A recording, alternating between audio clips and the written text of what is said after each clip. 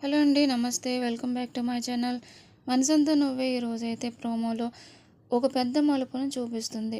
హాస్పిటల్‌లో చికిత్స పొందుతున్న మారుతీరావు చుట్టూనే ఈ హైడ్రామా నడుస్తుంది. ప్రోమో ప్రారంభంలో అయితే రత్నం గారు చాలా కంగారు పడుతూ, భయపడుతూ సింధుకి ఫోన్ చేస్తుంది. సింధు ఫోన్ ఎత్తగానే "చెప్పండి రత్నం గారు" అని అడగడం జరుగుతుంది. రత్నం గారు ఊపిరి బిగపెట్టుకొని ఒక నిజాన్ని చెప్పారు. "ఆ మారుతీరావు హాస్పిటల్ నుండి తప్పించుకున్నాడమ్మా" అని సింధుకి చెప్తూ ఉంటుంది. ఆ మాట వినగానే సింధు ఒక్కసారిగా షాక్ అవుతుంది. ఇక రత్నం గారు హాస్పిటల్‌లో జరిగిన విచిత్రమైన సంఘటనను చెప్తూ "మారుతీరావుకు షాక్ ట్రీట్మెంట్ ఇచ్చామమ్మా.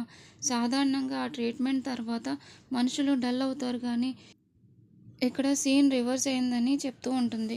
"విచిత్రంగా వాడు లేచి కూర్చున్నాడమ్మా. అందర్నీ గుర్తుపట్టేశాడు.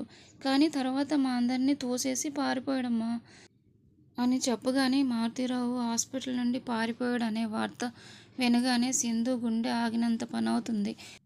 మావయ్యకి చితి పెట్టడం మారుతీరావు చూశాడు. వీడియో కూడా తీశాడు. ఇప్పుడు ఆయనకి గతం గుర్తొచ్చింది కాబట్టి నేరుగా ఇంటికి వచ్చి అత్తయ్యకి ఆ వీడియో చూపిస్తే అత్తయ్య తట్టుకోగలుగుతుందా అని రూమ్లో పిచ్చిదానిలా ఆలోచిస్తూ ఉంటుంది. ఎప్పుడైనా మారుతీరావు ఇంటికి వచ్చి నిజం చెప్పొచ్చు కాబట్టి ఆయన ఇంటికి రాకముందే ఆయన్ని ఆపేయాలి, ఎక్కడన్నా దాచేయాలి అని సింధు అనుకునే లోపలనే మారుతీరావు ఎలాగోలా తప్పించుకుని చాలా నీరసంగా ఇంటికి తిరిగి వస్తాడు. ఆయన్ని చూడగానే ఫ్యామిలీ మెంబర్స్ అందరూ షాక్ అవుతూ ఉంటారు. మారుతీరావుని చూడగానే సింధు ముఖంలో నెత్తురు చుక్క ఉండదు. ఎక్కడ నిజం చెప్పేస్తాడో అని వణికిపోతూ ఉంటుంది. మారుతీరావు అందరి దగ్గరికి వచ్చి "నేనెవరిని? ఇది నా ఇల్లేనా? నేను హాస్పిటల్ నుండి ఎలా వచ్చానో నాకే తెలియదు" అని నటిస్తూ ఉంటాడు.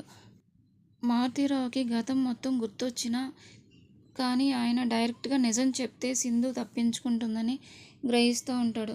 అందుకే తన దగ్గర ఉన్న వీడియో ఆధారంతో సింధుని రంగురంగులుగా ఆటాడించాలని జ్ఞాపకశక్తి కోల్పోయినట్టు నటిస్తూ ఉంటాడు.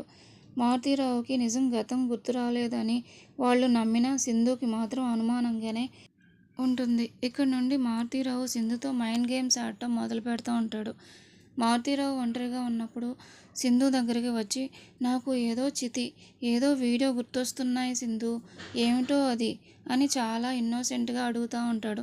ఆ మాటలకి సింధు గుండె జల్లుమంటుంది. మారుతీరావు రావడంతో మధుకి పెద్ద దిక్కు వచ్చినట్లు అనిపిస్తుంది. మధు దగ్గరకు వచ్చి మారుతీరావు సీక్రెట్గా ధైర్యం చెప్తూ ఉంటాడు. కానీ సింధు ముందు మాత్రం కోపంగా ఉన్నట్లు నటిస్తాడు.